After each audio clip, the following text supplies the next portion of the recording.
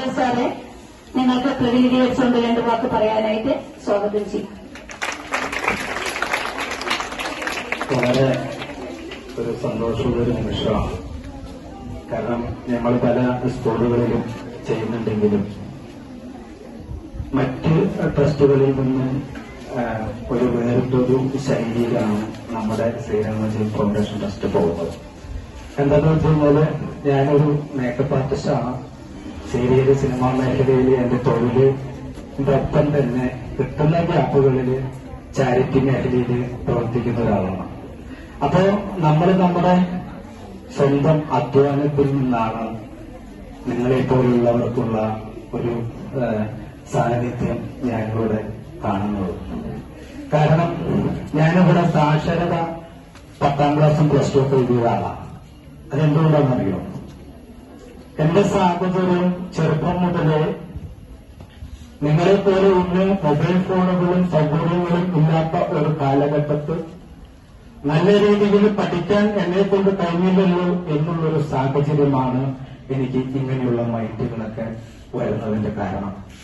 പിന്നെ രണ്ടാമത് നമ്മൾ ഏതെങ്കിലുമൊക്കെ സാഹചര്യങ്ങളും സങ്കടങ്ങളും അനുഭവിക്കുമ്പോഴേ എന്തെങ്കിലുമൊക്കെ നല്ല കാര്യങ്ങൾ ചെയ്യാൻ നമുക്ക് തോന്നുള്ളൂ.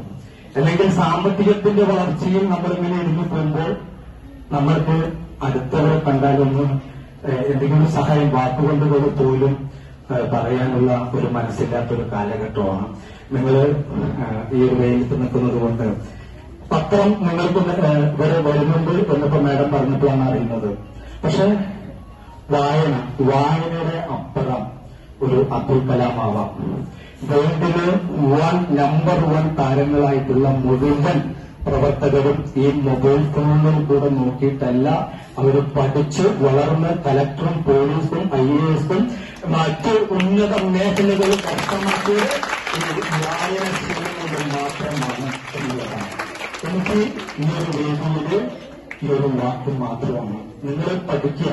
നമ്മൾ എന്തു തന്നെ ആയാലും, എത്ര വയസ്സായാലും, എത്ര ചെറുപ്പമായാലും മരണത്തിനൊരു സമയവും നേരവുമില്ല. ഏത് സമയത്തും നമുക്ക് പോവാം. പക്ഷേ മരണത്തിന്റെ മുമ്പിലേക്ക് വരുമ്പോൾ നിങ്ങളൊരു ഉന്നതനായിരിക്കണം എന്നുള്ളതിന് ഏറ്റവും വലിയൊരു അടിത്തറ വായനശീലം ഉണ്ടെങ്കിൽ നിങ്ങൾക്കും അതിൽ മാതൃകയാകാൻ പറ്റുമെന്ന് മാത്രം പറഞ്ഞുകൊണ്ട് എല്ലാവർക്കും എന്റെ ഹൃദയം നിറഞ്ഞ നന്ദിയും കടപ്പാടും അറിയിച്ചുകൊണ്ട് ടീച്ചേഴ്സിനും അതുപോലെ തന്നെ നമ്മുടെ SSRക്കും എല്ലാവർക്കും എന്റെ ഹൃദയം നിറഞ്ഞ നന്ദി നമസ്കാരം അറിയിക്കുന്നു. Thank you so much.